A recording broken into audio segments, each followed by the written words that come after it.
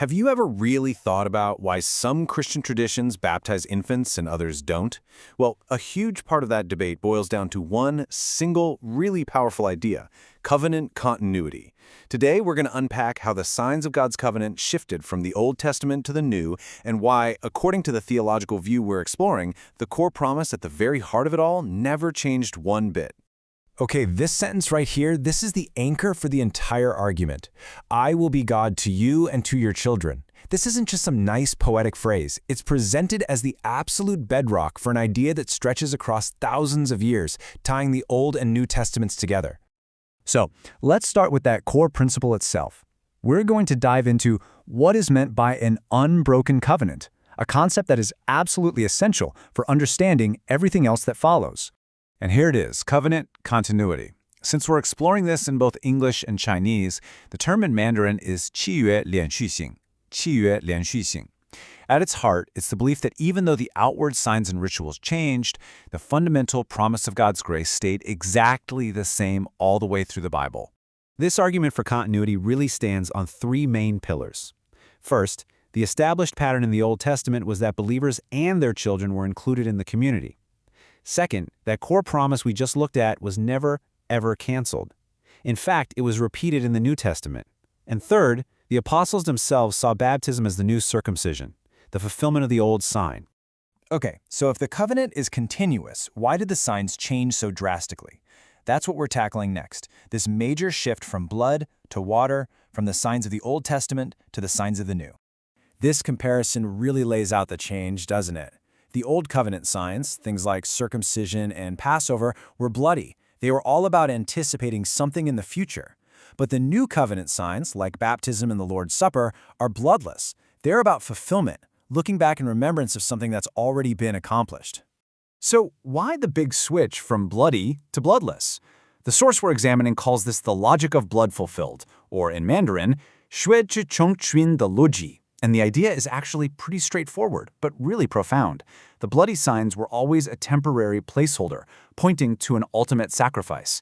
Once Christ's blood was shed, the need for blood in the signs themselves was completely fulfilled. It was over. Let's walk through that logic in three simple steps. First, you have anticipation. The bloody signs of the Old Testament were always pointing forward to a greater, final sacrifice. Second, you have accomplishment. Christ's death on the cross was that sacrifice, fulfilling the legal or judicial requirement for blood once and for all. And therefore, third, you have application. The New Testament signs could finally become bloodless, shifting the whole focus to applying that finished work through an inward spiritual washing. Now, this brings us to a really key conflict in the argument. This isn't just about baptism anymore. It's about two fundamentally different ways of doing theology, and the differences between them have huge ripple effects on a lot of other beliefs. So, on one side, you've got what the source calls received theology. In Mandarin, that's 领受的神学. This approach is anchored in the historic creeds and confessions of the Church, seeing them as sort of theological guardrails. But on the other side, you have Reconstructionist theology, 重建的神学. This approach tends to push those confessions aside in favor of a Bible-only approach that tries to rebuild all of doctrine from the ground up. And according to the source, this Reconstructionist method tends to follow a specific pattern. It often redefines the covenant to include only people who can make a personal profession of faith. It sees the church more like a voluntary club you join, not a community you're born into. And it relies really heavily on a show-me way of reading the Bible, meaning if you can't point to a specific verse that explicitly commands something, you just don't do it. Now, to be perfectly clear, our job here is just to explain the argument in the source material. And that source makes a pretty stark parallel.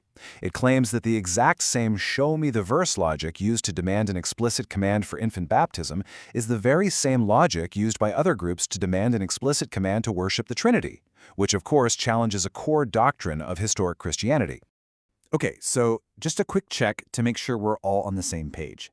Based on what we've just discussed, which of these two approaches relies on historical creeds to act as those theological guardrails?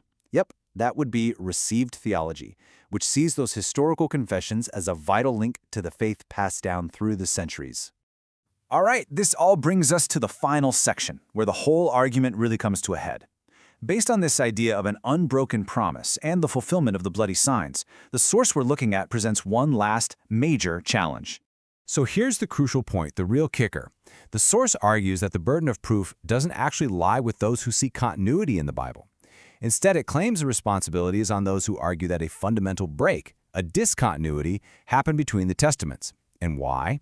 Because continuity is presented as the established, default pattern of God's dealings with his people. Let's just run through that logic one last time, really quick. The argument goes like this. Since covenant membership for children was the established Old Testament pattern, and since the core promise was never taken back, and since baptism theologically replaces circumcision, then what's actually needed isn't a command to keep including children, but an explicit command telling us to stop.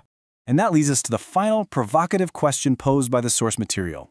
The entire argument is that you wouldn't need a new command to include children, you'd need a command to exclude them.